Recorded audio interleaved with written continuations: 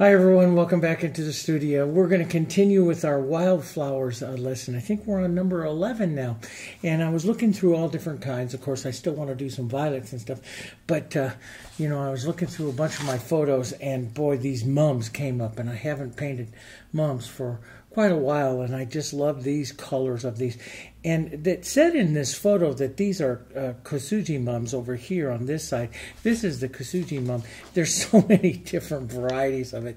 They look just like, daisies and stuff, but they have a little bit larger center stuff. But so many different varieties of flowers and just wildflowers. And I love it when you're studying wildflowers. Some of them, they just say wildflowers because there's just so many different varieties.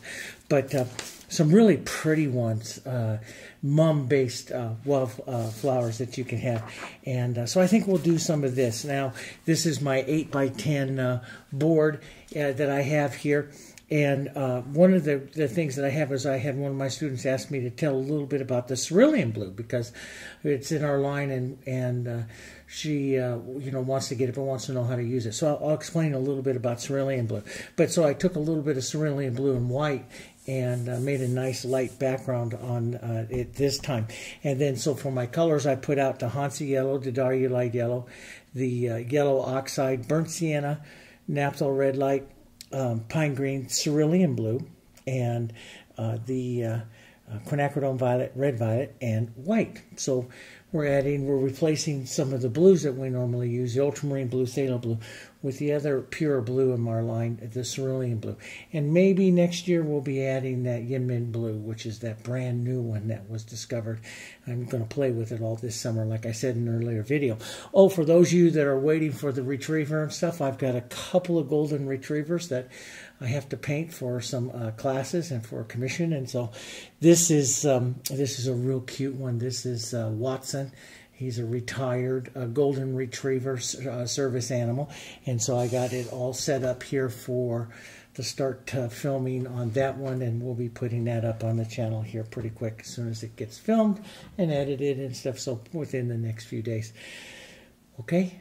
All right. Let's get going on this. So first off, about Cerulean Blue. Down below the name, usually when you're looking at your paint colors and everything, you'll always see the number. So this is called the chemical index number. Those of you that are studying color theory and stuff, you know this, because I talk a lot about this chemical index name. There's actually chemical index name, and then there's a 5-digit number that passes beyond that goes on the other side of it. That actually tells us chemists what kind of formula that chemical index name is using. So this is PB, stands for Pigment Blue 29, number 29, which is ultramarine blue. Your phthalo blues are your 15:3s. It could be other different versions of it. Where's my phthalo? Here it is right here.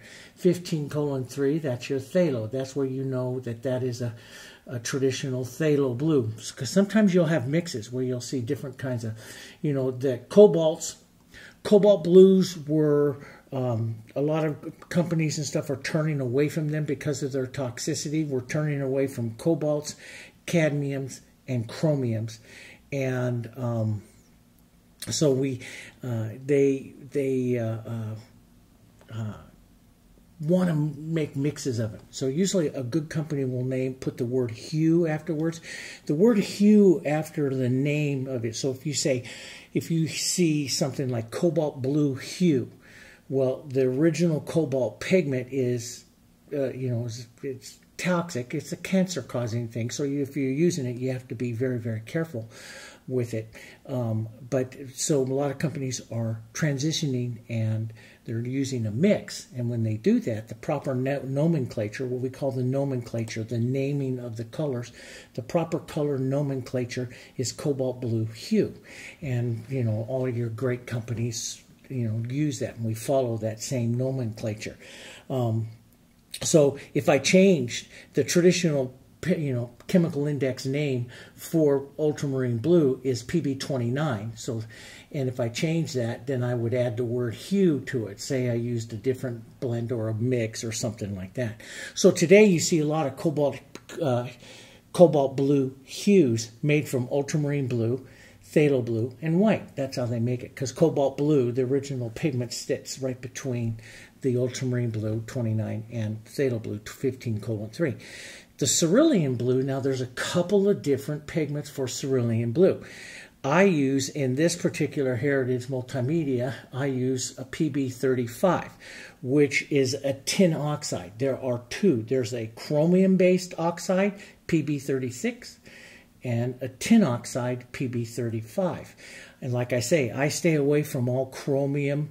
You know, they think, and it's not completely proven, but we have considered it that chromium pigments are the heavy metal trigger for Parkinson's disease. So, and you know, all of this, there's some that say it is, some that say it isn't. I don't even take a chance. I always get rid of it, so everything stays completely non-toxic. There's, you know, you have PB35 and PB36. They're so close, and then there's so many chemical variants that we can make of this. Like we can make PB30, like you'll see out there, PB36 red shade, PB36 RS, PB36 BS blue shade. So you'll have red shades, blue shades, slightly different variations. That's what that other 5-digit number afterwards tells you about that color, okay? So there's a lot of information that that companies, paint companies, good paint companies put out for you that you can look, and you'll know that what is absolutely inside of that particular pigment. But PB35, Winsor Newton, and several others, Dale Rowling, a lot of other companies use PB35 and 35.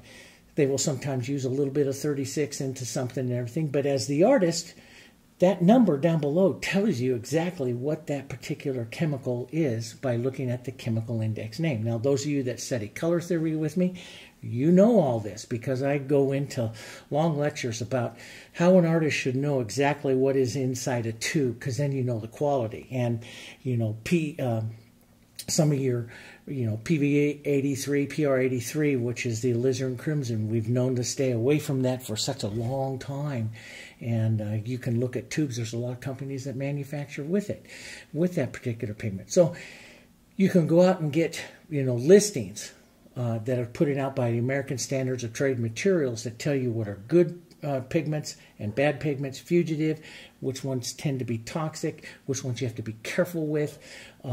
Doesn't mean you can't use them. You just have to have the knowledge to be careful. You don't touch them with your hands. And, you know, so there's a lot of information out there, and I don't want to get into that in this video. I just want to tell you that there's a lot of people that, you know, use Cerulean Blues. There's all different kinds of variants of Cerulean Blues, and they all center around PB35 or PB36, the tin oxide, the cobalt tin oxide, or which is actually just a tin oxide, or the chromium oxide, and you can choose. I choose 35. So anyway, I have that out there, and it is a nice lighter medium blue. It sits between the phthalo and the ultramarine blue. It's not as dark, so it won't make as dark a violets, but you know, but it does make a dark enough violet for what we're going to be painting today. And I always tell my students that if you're going to be making, it's a nice one to have out in support of phthalo blue or have out in support of ultramarine blue, because it makes a lot of beautiful mid-value shades and stuff. So anyway, so let's get into this. As a matter of fact, I'll leave that blown up just a bit, and we'll move our palette over a touch, just a touch over there like that. Okay, so my value scale here, so you can see that. Let's get going on this. So I have this cerulean blue and white out. I think I'm going to put a little bit more, just as a thing here, and I'm thinning it out with a bit of water here. So the cerulean blue is kind of it's a beautiful color. It's kind of a weak color. It's a semi-transparent color, which also means that it's very easy to work with in a painting, in that it takes a lot of it to affect a change. Whereas, for instance, your phthalo blue and stuff that we use a lot, it is a very powerful pigment. It doesn't take very much to affect a change here. So I can put this on like I've showed you before. We could streak or soften and stuff. I don't think I'm going to do that. I'm going to leave that bit of motion in there, and I can afford to leave some of this motion in there. It adds interest. But if we go in here and paint these Kasuji mums in like this, and I believe that's what they call it. Don't hold me to that. But if we go paint some of these, these flowers here that have multi-petals, you could have more interest into your background to support that. So brushes. I'm going to be using here, this is my number 8 Fusion brush. You could use a smaller flat as well sometimes to get a nice, nice interest. So here is my smaller number 4 flat. But, you can use a larger one. You can use the corner of the brush. There's a lot of different ways, and every brush you choose is going to give you a different, a different look to your flowers, and that's the most important part. Okay, so I'm going to come in here, and the one thing is, one of the oldest, most traditional goes back hundreds of years of making beautiful grays. They called it a velvet gray, which comes from burnt sienna and cerulean blue, and you can see immediately it makes a beautiful gray color. And so this is one of your older, more traditional grays, and this might be kind of pretty to start out with if we're going to put up some of these little mum kind of flowers here. So we'll do a small little guy right up here like this, and I'll just keep it kind of soft here right now. Let's turn another one, maybe right out over here. So I'll turn it, so I'll do it, and we'll get some variation to the petals. So some of this I may be back painting with some white and stuff a little later. Let's move down. So I have one this way, one this way. Let's move down and maybe push one back at an angle here. Then I'm just going to wipe my brush. I'm going to go over to my more opaquing yellow oxide, and maybe a little bit of that Darulite into that. Okay, so we have that one. Then we'll look at these mums, and we'll pick out a couple of real nice, pretty ones right in there to kind of focus in on here. Make this a little bit formal, bring this in, leave just quick little dabs of it to establish the movement. It's almost a little bit of an oval here so that I turn the flower a bit. Let's put a smaller one out to the side that will be turned. Maybe one out here turning down that way. So my composition kind of rounds here. We could put one, I was thinking you could put one more straight here, but I think what we'll do is, like this other one, we'll turn it slightly down, which slightly down means you go a little bit more oval shape, a little bit more oval, and then we'll adjust the front and stuff later on. Let's get some now into these yellow mums. They have a nice burnt sienna type of center here, burnt sienna to violet. So let's drop some of that in and just push your brush out to the edge there like that. Let's drop some of that nice burnt sienna in this one. And, a little more contrast, a little more opaque there, Dave, right in that center. So just take a nice stroke. We'll paint these pure alla prima so we can get some nice movement and interest to them. This one we turn sideways so we won't really see anything. Maybe a little bit into this one.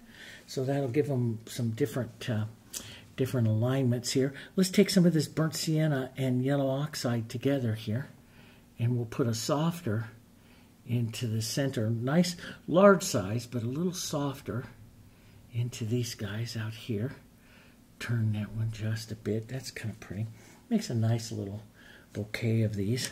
And now, the leaves, as you see all these leaves, the mum leaves are kind of large, about the size of the flower here, but they have all kinds of jagged, pointed little edges on them and stuff. So that really kind of fits with the techniques I like to use. So here is some pine green and a little burnt sienna.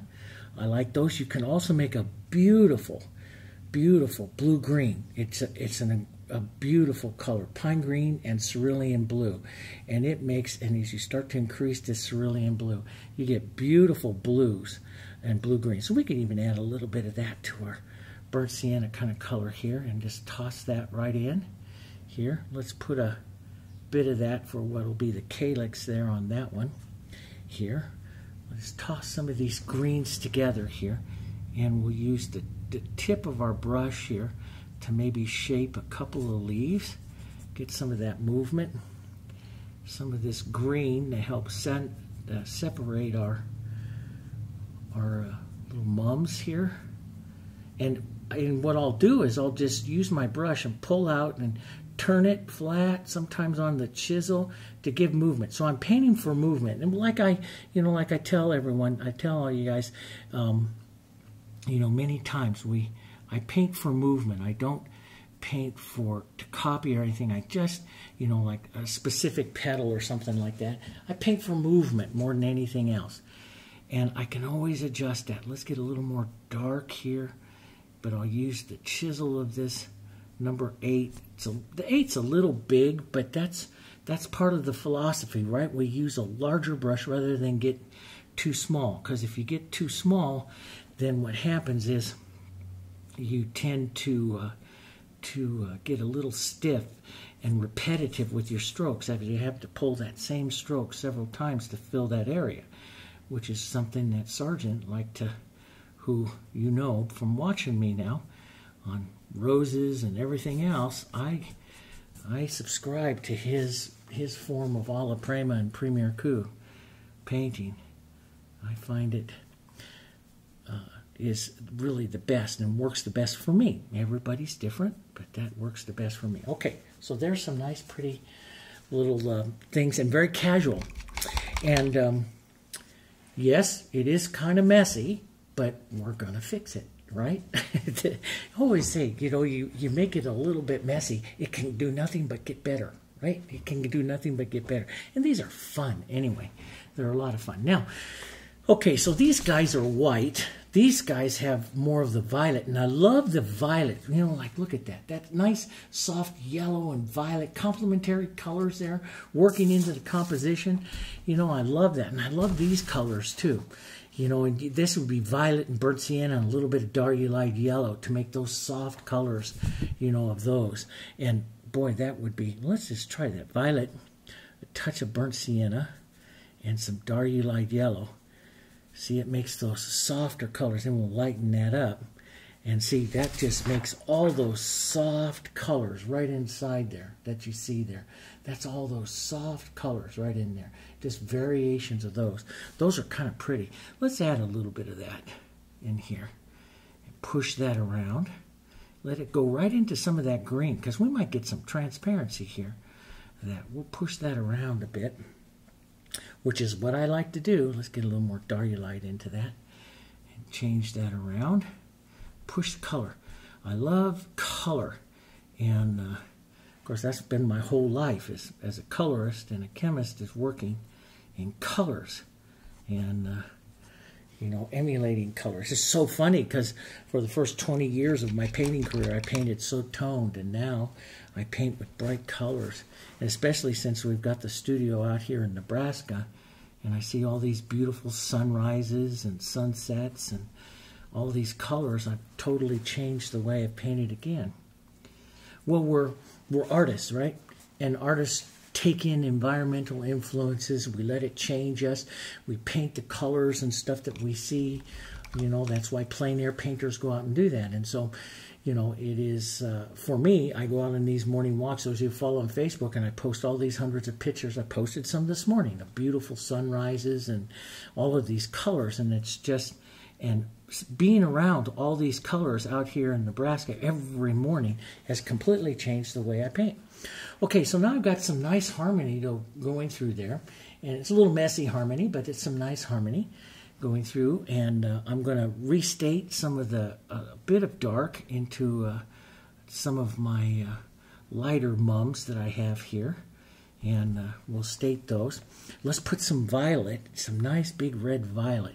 Nice contrasting violet. Tap that down into a few. Now the ones that I have as photo reference, the yellow ones, don't really have this much contrast, but I'm going to add it because it's mine. I can do it. Okay, so now I'm going to slide over here to some Darulite and some Hansa and some light color here. And I don't want to go completely light yet, so just a bit of white in that. And I'm going to build from the outside here. Let's pick a light source, top left. So we will paint just a few little and vary the outside edges in like this. Pull in just a little so we can soften, and that gets us ready for another row of petals. Let's pull in just a bit softer here. Let's get some yellow oxide in here. Kill the color down with, tone it down with some of these softer colors as we come over to the other kind of shadow side here. Let's put those in just like that, kind of soft. Let's do the same thing over here.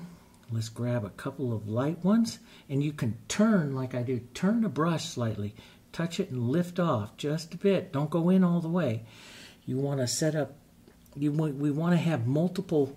See, when you look at one of these guys here, you gotta look, you'll see slightly darker, then lighter. You'll see more of the full stroke when you get into here.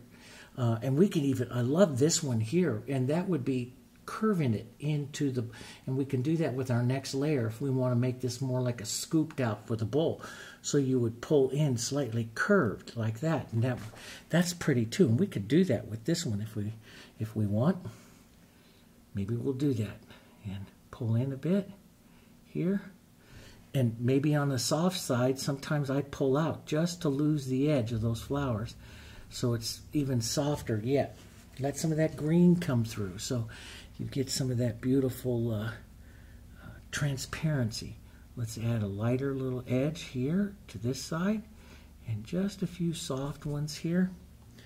Maybe just a few soft little ideas of, back ones you can, like I've done with so many other flowers, you can just paint them more as a blur more than anything else because they don't need a whole lot. Now, we could come back, and sometimes I'll come back and state one more time a few petals on that light edge up there so they really get a lot of contrast of edge. In other words, just gives them a lot of contrast of edge on that side. We'll pull in here, picked up a bit of that red. But see, I just let that happen. That's okay. We can, it's not a mistake, it's an opportunity to improve your painting. So I'll just let that sit there for a minute. I used to always, get so worried if I was like, I go, oh no. No, we paint it all out. That doesn't work. But boy, howdy, for years that used to just worry me. And then my flowers would get all nice and stiff. And so now I don't worry about it. So now we'll come back in. Now you have a couple of ways you can do this. You can soften out in through here before you do another layer. And it all depends on how much contrast you're going to put between your petals. So some of these guys that you see in here are quite dark, and then others will stay very light all the way up, all the way around.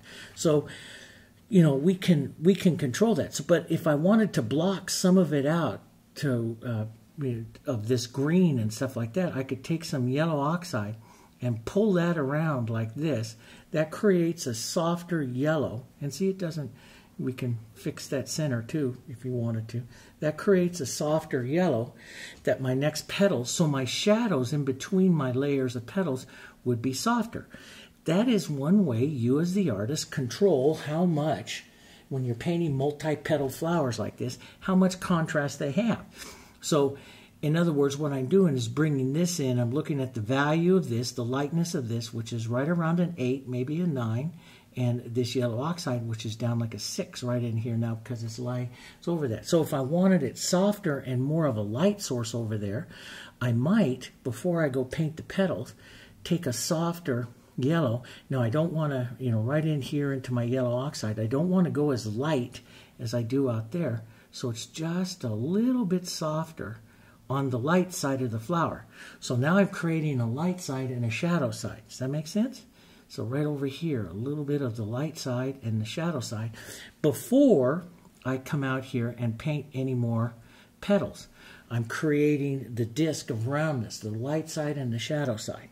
So let's take a bit lighter edge, pull in just a touch more light right on that side there, pull that down. So now we've got a good light side and shadow side on that flower here. So that's one, this is just one way, and I love this way when I'm painting flowers, multi-petal flowers, because I set up a light and shadow to it, just like I do on a rose or something like that. Now I'm going to take a little burnt sienna, a little cooler violet, and some yellow here, and increase the shadow side to this side. Now I don't see it. I don't see these colors like this on those. Well, you do see it a little bit. So see, it kind of like, imagine that one right there. See? And you could push some greens in and all that kind of stuff in to get that. But I might even add a little extender here just to make the color slide. And I'll push in and out and softly maybe pick up some of that green. See, that gives a beautiful look. And this just enhances my light and shadow to the flower. I'm going to put a little bit of that over here as well. Here. Sometimes as artists, what we do is we take in what we see and what we paint and we expand on it a little bit. So I'm lightening up, rather than getting these things too yellow, I'm lightening up some of these petals just a touch more than what I see. And I'm going to grow this center one a bit more, which will help round that this little guy just a touch more there. Okay, now, so what I'm going to do is take some of my Hansa yellow, which is my lightest of my yellows, brightest of my yellows, and I'm going to pick up a bit of the white. I might have just a touch of Darulite into that as well. I'm going to pick this up right on the tip of this. Try not to line up exactly with what you've done before. And this will take a couple strokes here. I'm just going to come around with the next layer here of color, of petals, sometime, and vary their widths and stuff like that. So these guys will be a bit brighter, a bit lighter coming through here. Let's darken that down with some yellow oxide and a bit more yellow oxide, maybe a touch of burnt sienna. You can even add a tiny touch of green so it grays it down a bit, and pull some out on this next side over here so that it stays a little bit softer, see? And so we might as well just pull a few out here on this side here. And then we'll go back to the lighter, brighter over here. And see, that's just kind of a pretty way. Step inside just a bit and almost restroke for every petal that you're putting on there so you get a nice opacity to your colors. But it might take you a couple of times. Now, the other thing is, I just stroked one a little bit too big. The other thing is, and I like that type of movement. I'm just going to step over and leave some of that. I don't always like perfect strokes. The other thing is that the petals, as they're coming in here towards the center, normally on the flowers are getting smaller. So I haven't really done that, there on that one. So it's something I'll have to think about even, that we should probably do. I'm going to take a bit of my yellow and my green and a little burnt sienna, maybe a touch of violet, and think of cooling it just a bit. Let's push a little more color in and out there, like that. That's kind of pretty, in and out of that center. See, it sets up a little more color, a little pretty color. Let's do some of that over here. Here. So we have the light side and the shadow side here. I'm going to rinse that cool color out of my brush here for a minute. Oh, I should probably, sometimes I get wrapped up there and get over some of that cool color over here. And just a movement of it. See, I just need a movement of it. Let's go with the, since those are back, let's put some yellow oxide into that color, which that light color, which will make these not quite as bright. It'll make them yellow, but not quite as bright here. Let's just push a bit of that right in there as we turn these flowers down like that, and leave just a bit of the light. Here, just a touch or so there with those colors. That's kind of nice. We could put more of a light little edge there. Here, that just hits that edge of that one there. That's nice. Let's go lighter, brighter and lighter Hansa, and I'm going to concentrate this mostly just on the light side of this little mum, which will be over here to this side. And again, a little smaller. Change the position so they don't all line up.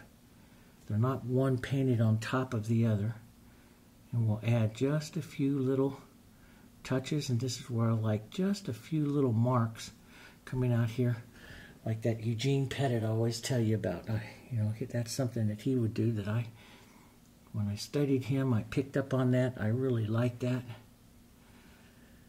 And so I do it. here. Let's put a bit lighter. Now you can also go to a smaller brush, but these are great little things to help you teach brush control if you can do it. You know, if you can just stay with the larger brush. Now you can come back and touch and restate the outside, you know, like I do with the roses many times. Some of you painted roses with me. And, you know, I'll come back out and just touch and lift immediately. I'll have to put the little sparks of the color out to the outside. We can come back after we do the white ones and maybe lighten up some of that inside a bit more. Here, let's go out while that dries and we'll do the lighter ones. Now, my grays here, this gray is completely dried up here onto the palette, but I can take some water and mix it all up and pick that out, probably enough of it to tone down my whites enough, and a little yellow on my finger makes it nice too. And if I add a little bit of extender with it, that'll stay nice and wet now for a bit. Now the Heritage does that for a few hours. You can do that. And then at some point in time, it's going to dry, so you're not going to be able to do that anymore. But this is kind of a pretty little gray, a little yellow in it, a little warm. And if we put this on the light side and some of those violets and stuff on the cool side, that'll be kind of nice. So I'm going to leave that cloudy little area there, and we'll touch and lift in here. Just touch and lift in.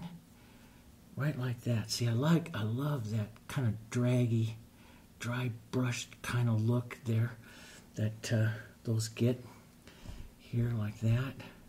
Push in and out a bit here like that. And I'm going to take some lighter color. I'm just going to set this up now. And I'm going to do some short, just quick little upturned ones right here like this that cause, and I'm pulling down, and I'll pull like that, and that'll cause that little white mum here to turn in the front here like that. So I like that. And I'm going to do the same thing over onto this one here, and I'll do it right now so I don't forget too much. We'll do a few little turned ones here, just quick, slightly at an angle, a little turned like that. Just a little point, and you just need a couple of them there to show that, give the impression that it's turning. And then we'll go back and paint some of these these lighter ones sitting back here, pulling in. We'll follow kind of the same thing, but the white ones, the white mums that they have here that I have the photo of, don't have as many petals, as many layers of petals as these big full yellow ones. And I think if we just reduce this down to a couple of layers, that'll be kind of pretty on these. So not the 3 layers that we have here making multiple layer ones. We'll make these just 2, so they're a little different. Let's go a bit lighter, and this will be the second layer. So a bit lighter, and then as we come down here, we can even add a little cooler color right to our gray, even get that beautiful violet color here that comes.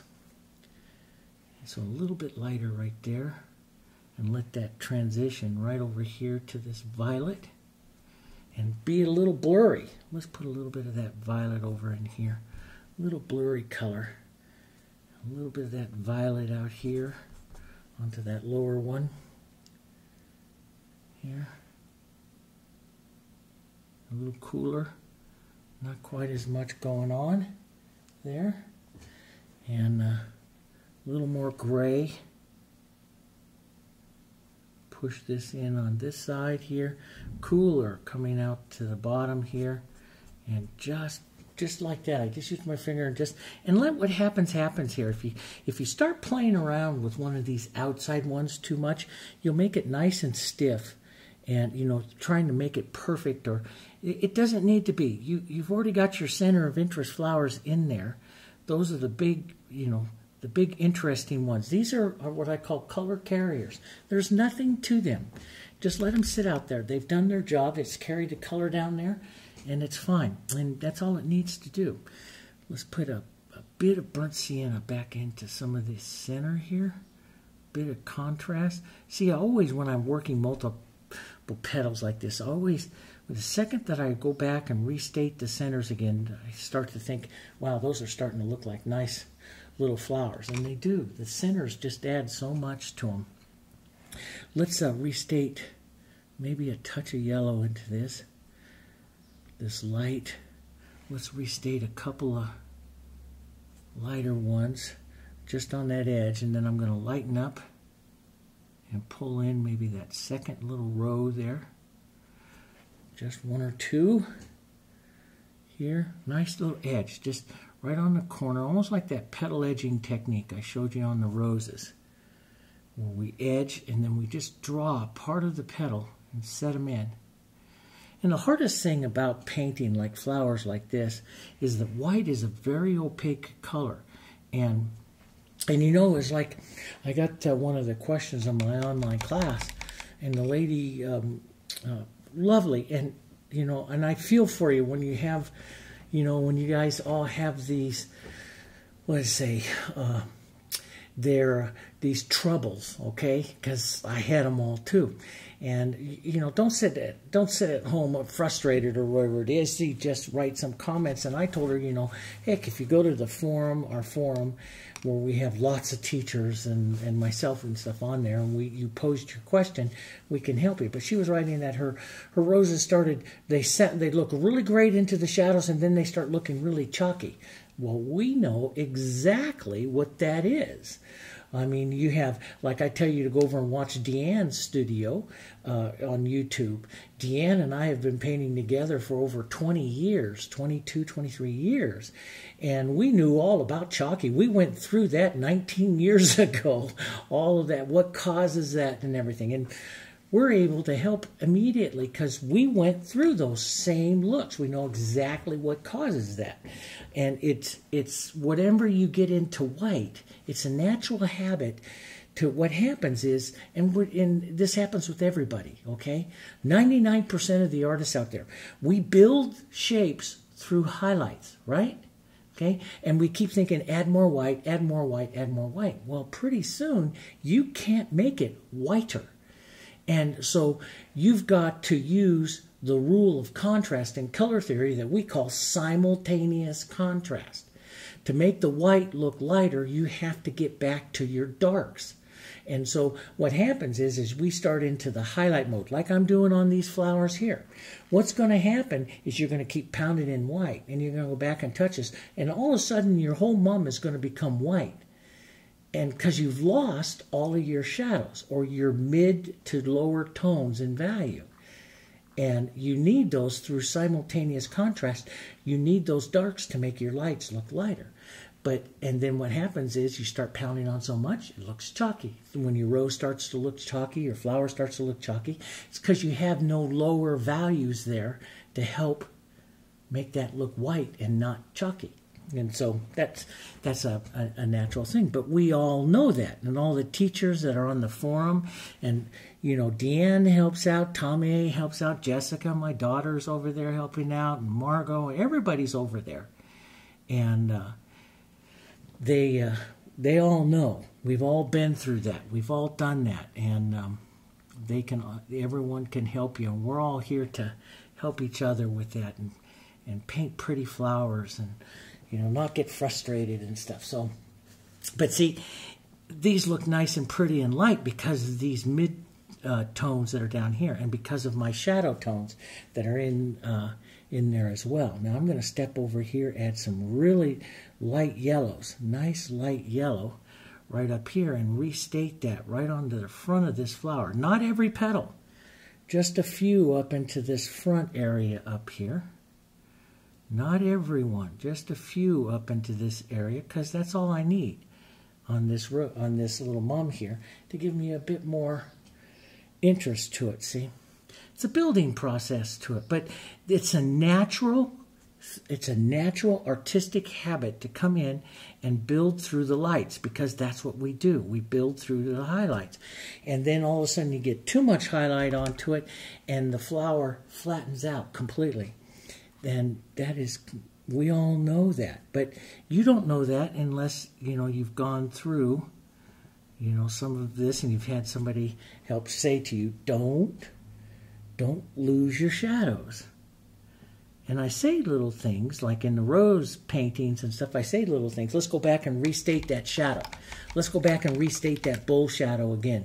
Because you need that bowl shadow. You never lose the bowl of your rose or it will flatten out. It will flatten out and become chalky. Too much white, because that's the natural tendency.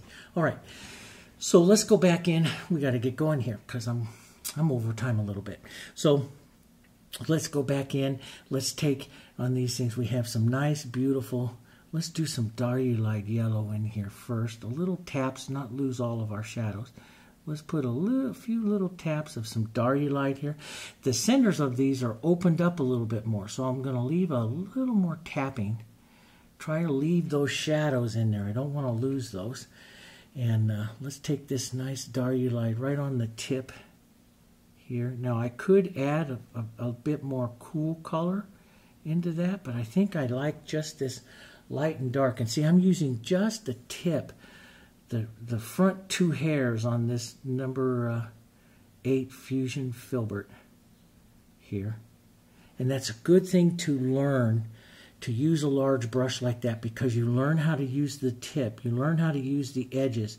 You don't just go to a small brush. That's the control that an artist needs to have over their tools. You need to get that control. So that, I mean, that's one thing that, you know, Sargent pushed. Now, let's just take a bit of yellow and white, Hansa yellow and white, and let's add just a touch or two of the lights to the light side of those centers there. And just a bit. Don't go everywhere. You'll flatten out the look of the center. Just onto the light side. Always read, you're an artist. Read where your light is coming from and express the light onto the petals, onto the centers there, just like that. Express that light. You should express it into the leaves as well. So we could take some of this green, a bit of our cooler violets here. That makes that real dark. Sometimes it's a little scary dark. We'll put a touch of burnt sienna in that. And this is a real nice cool side here. Let's just push a bit onto that calyx there.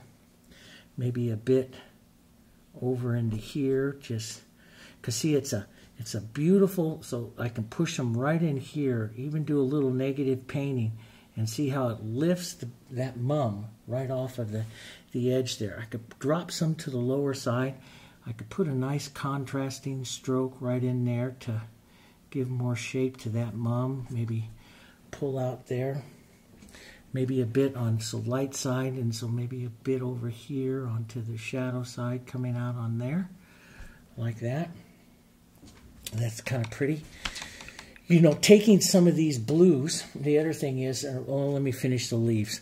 Sometimes I get so excited about, oh, go do this, and then I forget to go back and highlight leaves and stuff. So let's just stay on course here. Let's highlight some leaves, since we're working on leaves. Then I'll go put some blue back into the, let's take a little warmer yellow green, pine green, yellow oxide, some white, and let's just make a few warmer touches, smaller, you know, this, you got to imagine, let's get it a little brighter there too. A little bit of Hansa yellow into that, brighten it up, put a few little bright touches there, some bright yellow leaves. So I almost like it, instead of just having one leaf, when you've got this feeling of these, you know, lots of little leaves and multiple strokes, I just paint a different leaf sometimes. And it just gives a feeling of it being nice and full.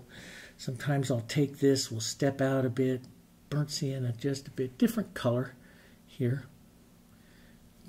And just pull out some just to loosen up the movement through my design here. So just pull some of that out.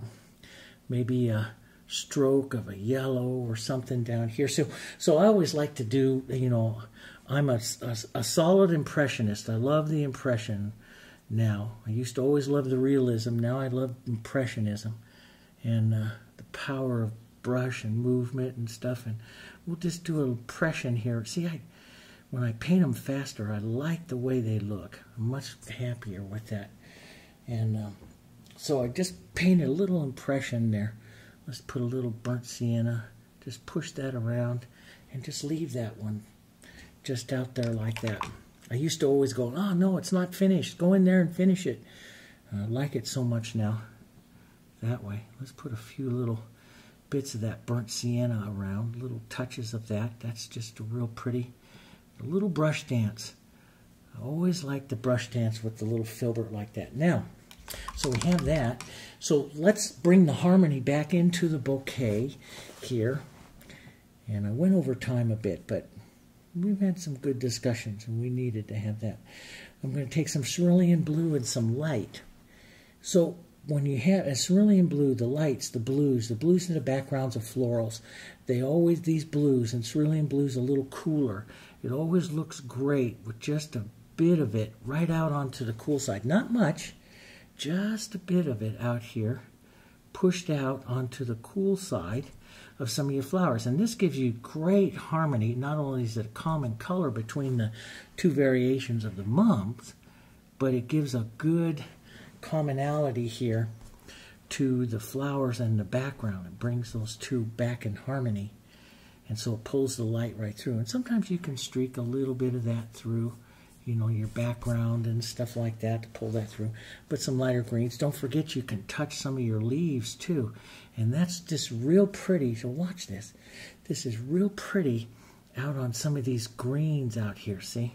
Especially as you get down into some of these darks, little movements here. But on the leaves, see? The leaves, see, isn't that pretty out there on the leaves? A little bit of that nice sparkly blue from our background. Just a lighter color of our background there.